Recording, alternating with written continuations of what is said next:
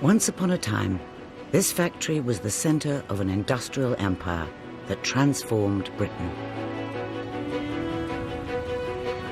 And at the heart of that empire was a name that echoed around the world: Wedgwood. Favored by royalty, Wedgwood offered prestige porcelain for the aspiring customer. In an age of fine dining, this was the finest money could buy. Today, tastes have changed. Times have moved on. Under new management, Wedgwood is looking to the future. What we do need now is to get a bit of the dust away from the Wedgwood image. But the wheel still turns in Stoke-on-Trent. The kiln is still fired. A small group of potters are still using techniques pioneered by Josiah Wedgwood himself. You've got about 10 seconds to get it level, then it's stuck. A place where generations of craft and tradition are distilled into exquisite handmade objects. There's 160 leaves on one panther vase. And where the past meets an uncertain future. There were 77 people doing this job. There's now 2 of us.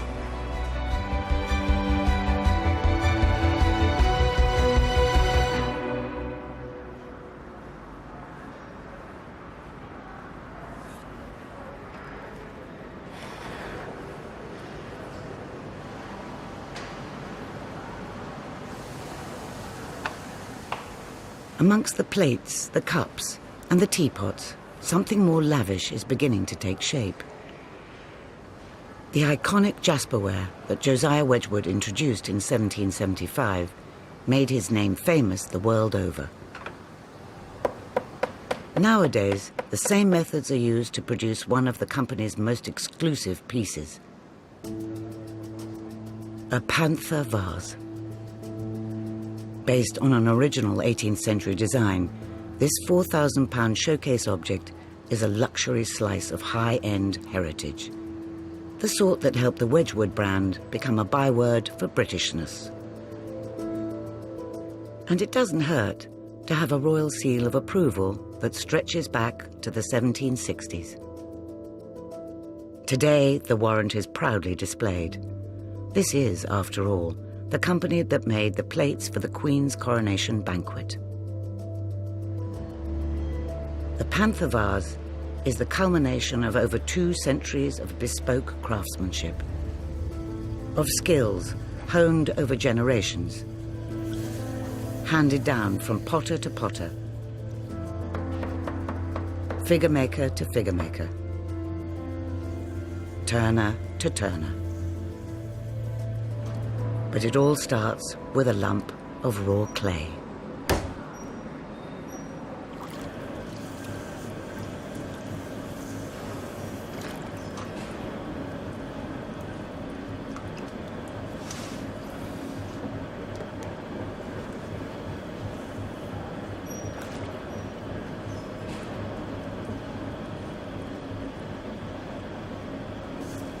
When I left school, I never thought I'd do something like that, or was capable of doing something like that.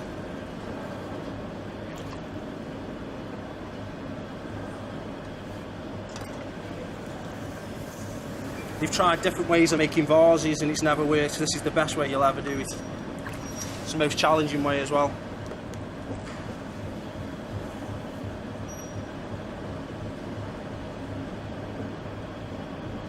But handcrafted vases alone can't keep Wedgwood afloat. Away from the artisan potters, the production line is busy, turning out Wedgwood's bread and butter. The plates, cups and saucers for which the company is known, destined for dining tables all over the world. Slightly more mid-range, slightly less handmade, but all distinguished by a certain kind of quality. When you say tough, I mean, this is a relative word. You don't really mean tough, do you? I certainly do mean tough, and I'll demonstrate it. It's so tough You can even stand on it. Me? You mean I could with 15 stone? Certainly. I wouldn't dare. Be my guest. Your risk as well. Well, here goes. Listen out for the crack. Now, safe as the Rock of Gibraltar. These were the glory days. Back then, the whole world wanted a piece of Wedgwood and was willing to pay for it. There's a lot more people here. I think there was about 5,000 people altogether when I started. It was really busy. This particular job I'm doing, there was 77 people doing this job. There's now 2 of us. For decades, this factory provided employment for thousands.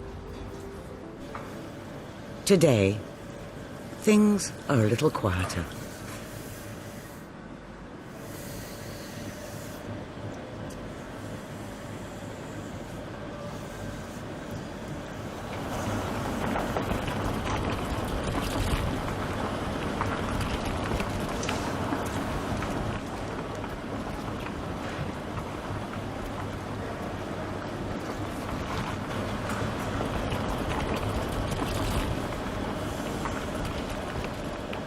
This plant of ours, it's quite a big job. There's a lot of things that can go wrong with it. Slightest little mistake and we've lost it, you know.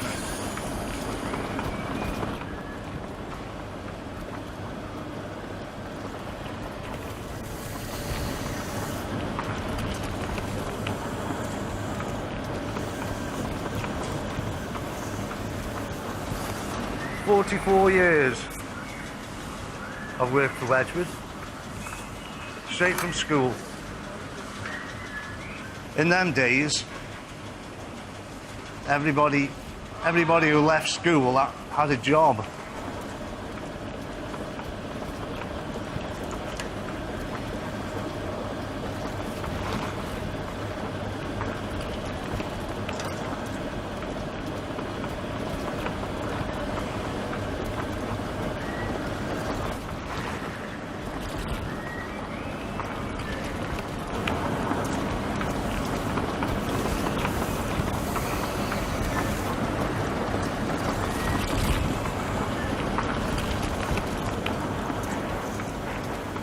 Inspired by the vases of antiquity, jasperware is the product of years of careful experimentation by Josiah Wedgwood in the 1770s. The result is a fine-grained, unglazed stoneware which became the firm's trademark. It can be made in 2 ways, either coloured throughout or, as it is today, sprayed with a surface coating. Later, this will allow the turner to carefully reveal the base colour beneath. It's a process which requires years of training and experience to master. Painstaking and labour-intensive, these skills are becoming increasingly rare in an industry undergoing rapid change. We don't know how long the pottery industry here is going to last, really. So, I mean, it's been okay for me, but will it be all right in another 50 years? Nobody knows, you know.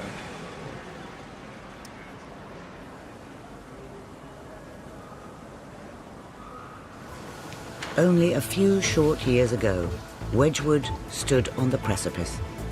Waterford Wedgwood, the company that now owns the world-famous Wedgwood pottery brand, has called in the administrators. The 250-year-old firm collapsed after the banks pulled out of a financing deal. And now more than 2,500 jobs are hanging in the balance. But salvation was at hand. Now, under foreign ownership, this bastion of British industry is reinventing itself for the 21st century. On the other side of the factory is a very different world. One that is less about manufacture and more about taste and luxury, with a decidedly British flavour. And what could be more British than afternoon tea? Good morning. Hi, good morning. How are you?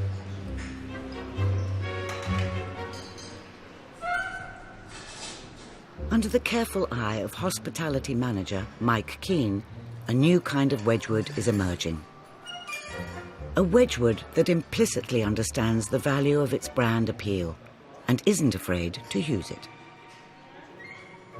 This is our fabulous tea emporium where we serve a whole range of teas.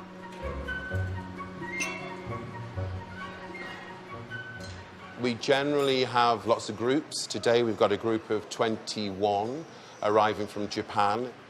Wedgwood in Japan is such a big thing. I mean, they love it, they adore it. Of course, they shop. We had a group quite recently, and they were late for lunch because they were too busy shopping. But that's not such a bad thing either, because they spend a lot of money. It's not unusual for us to have a £2,000 or £3,000 sale, and, you know, who's going to argue against that? It's not just teacups and saucers these tourists are buying. It's British tradition, heritage, craftsmanship. The reality is that much of Wedgwood's output is now made far from home, in Indonesia. In Stoke-on-Trent, the skills on which this company was built are now part of an experience. Something to visit and photograph.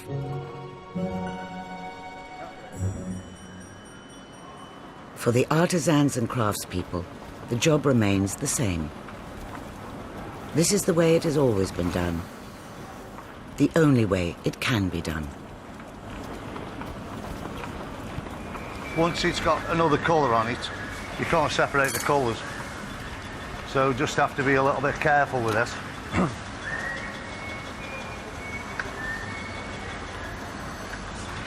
Too expensive for me, these are. You think the company would let me have one, really, wouldn't you? So it's come from that to that,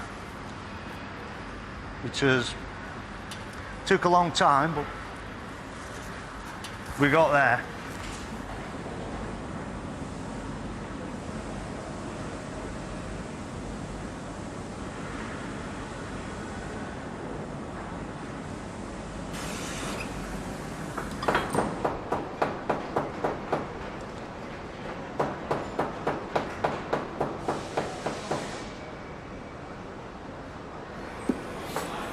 I've done 45 years and I've done figure making all the time. I've rolled the clay, knock it in, press it up on all the moulds. You occasionally make mistakes, but it's not very, very rare. It's more patience than anything because it's such a tedious job. There has been lads doing it, but they've never stuck it. You do it for a bit and say, that's it, it's too much like hard work. Cut the excess off.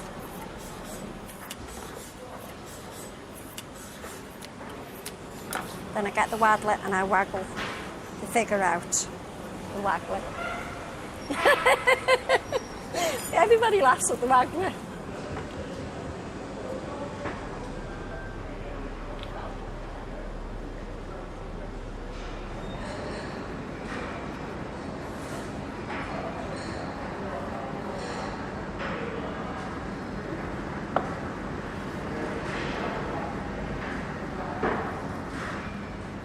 The process dates back to 1764. It's still done exactly the same today as when Josiah was doing it. I'm turning it around very slow. What this is actually doing now is every time it goes in, it pulls the pot towards the tool and it'll cut.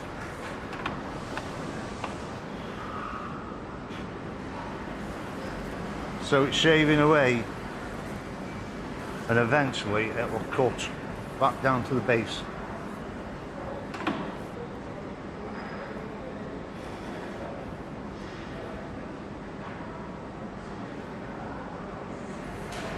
You've got to get it just right.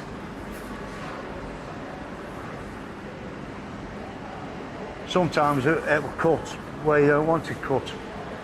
So you have to adjust the tool a little bit, you know.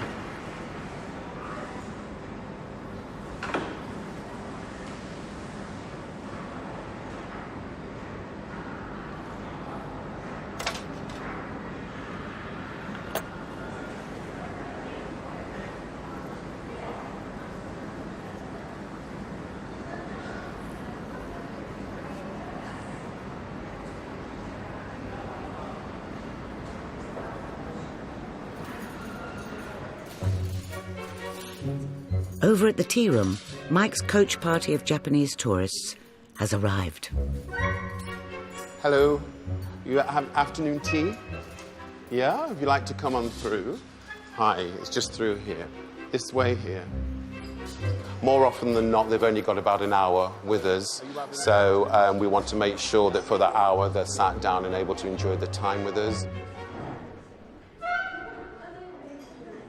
Usually when they arrive, the cameras are out sort of immediately and they're taking photographs. So, yeah, it's big for them. I often get referred to as the flamboyant man, which I'm not sure if that's a compliment or not, but I kind of take it as a compliment. Hi, is everything okay for you? Yeah, all good, good. I worked in theatre for about 15 years, yeah, which I enjoyed immensely, but I think instinctively I felt a need for change. You like more tea? Certainly, yeah, absolutely. Would you like any more tea? It's certainly a touch of theatre. You're here on show. I think we're like swans. I think on the top we just keep smiling, but underneath we're paddling away like Billy-O. The concept of afternoon tea is, it waned at one point. You know, coffee shops became very, very popular and the world of teas sort of declined slightly, but afternoon tea's become very, very popular again. Because it is high-end, it is luxury, it is quite special and quite unique. We have tea room in India and Far Eastern countries, but this is the only one actually in the UK. The aspiration is to expand on that, though. But selling the Wedgwood tea experience around the world is just the beginning. In 2015, the company was bought by the Finnish luxury giant Fiskars. And in its gleaming new offices, a new Wedgwood is being crafted. This quintessentially British institution is becoming a 21st century super brand, drawing on its past to create a bright new future. Its new president, Ulrich Gardedew, is the man heritage brands turn to when they need a modern makeover. He's already worked his magic at Burberry and Louis Vuitton. Now it's Wedgwood's turn. Well, what you're seeing here is the Jasper range in more contemporary shapes. And elaborating on our iconic blue color or blue colors and taking those into also other color schemes where you really mix and match and even have a moving color target within one item, which already there gives it a much more modern feel. What we do need now is to probably get a bit of the dust away from the Wedgwood image. Make sure that also the younger audience understand the craftsmanship that we do. I see this brand very much going into more of an English or British lifestyle brand. Come on in, Myers. Have a seat. This new Wedgwood will be about more than just cups and saucers. It will be a lifestyle experience. Scarves. Okay. This is amazing. Have we looked at the logo placement here? Not yet. You've seen this? What is this? Chocolate. Chocolate, okay. Beautiful. Wedgwood chocolate. But of course, life is sweet. Yeah.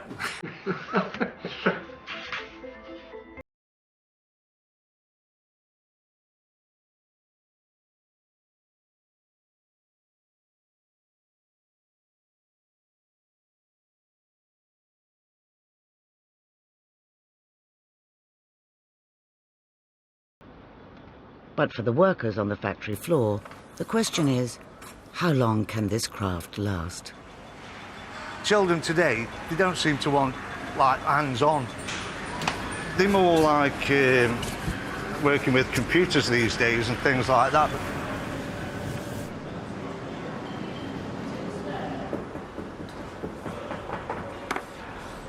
We've asked for trainees, but they come for a couple of weeks and then say, no, I don't want it. They'll have to bring somebody in before long to train up. We're all getting on. If Wedgwood wants to keep its heritage at the heart of the brand, it will need to create a new generation of artisan potters.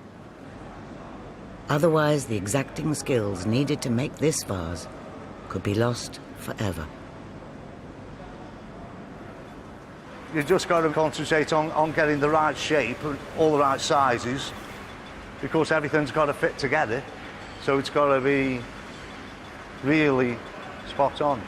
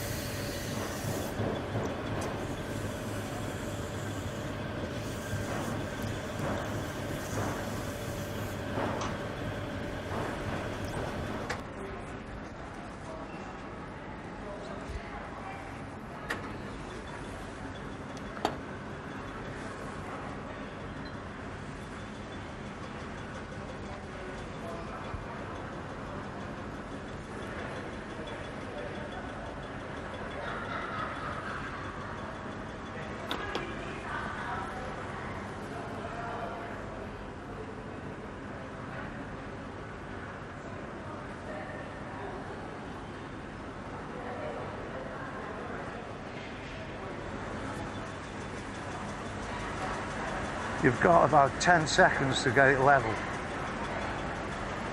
Then it's stuck.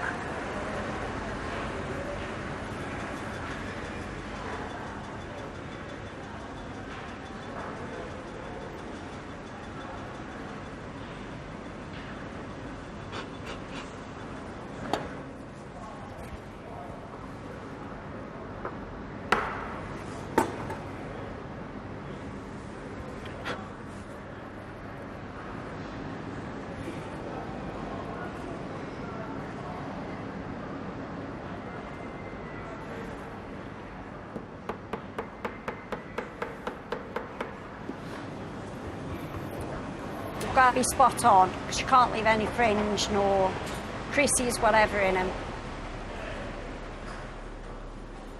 There's 160 leaves on one panther vase. Then I put them on a damp mat, and that's where they'll stay till the ornamenter uses them.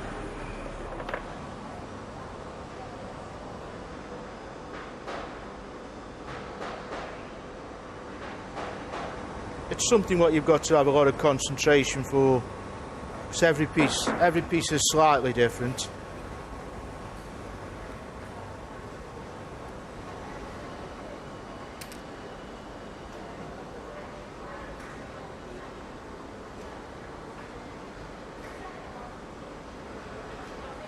If the ornaments are a bit drier than the piece of ware or vice versa, when it dries out completely, it'll crack and come off.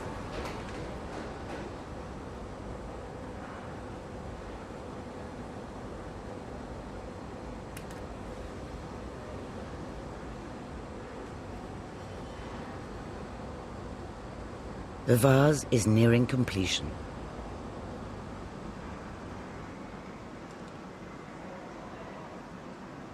The panther figurines that give the piece its name are cast in liquid clay and attached. For Josiah Wedgwood, this was the neoclassical design that would become his hallmark. A touch of antiquity for those who couldn't quite afford the real thing. Then, as now, the final stage of the process was the most risky: firing. It was done in the bottle ovens in the old days, with coal and straw and everything. They'd fire it up, maybe for a lot longer in those days, until they thought it was ready and then pull it out. It'll fire at 1180 degrees for 18 hours, and then it'll cool down for about 12 to 14 hours. Then it'll change colour as it's firing.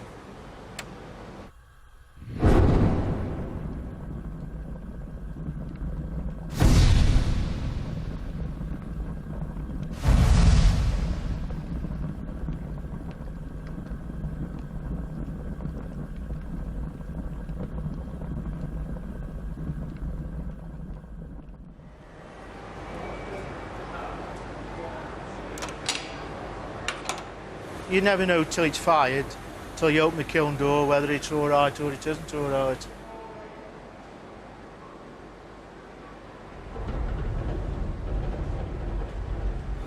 When it's right, it's a very good feeling.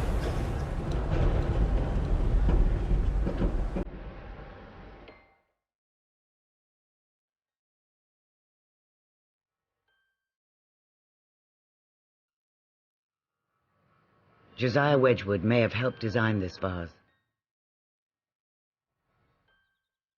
but he probably wouldn't recognize the company he founded over 250 years ago. As this national institution attempts to reinvent itself, the Panther vase might begin to seem a touch out of place, quaintly old-fashioned. But the heritage it represents is part of Wedgwood's DNA.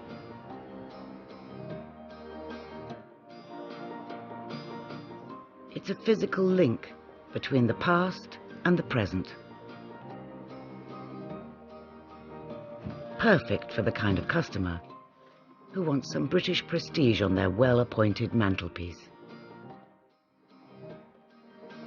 For the artisan potters, continuing a tradition that goes back centuries, it represents something else. The simple knowledge of a job well done. There's no room for error. Everything's got to be perfect. It's a good achievement. When you see them on the shelf, I always think, you know, I did that. It's nice when you actually see the piece go from here through all the different stages and end up over the other side there and it's finished. I think it's the end product when you know what you've done to it. You know, then my figure's on there and it's going to be sold anywhere in the world.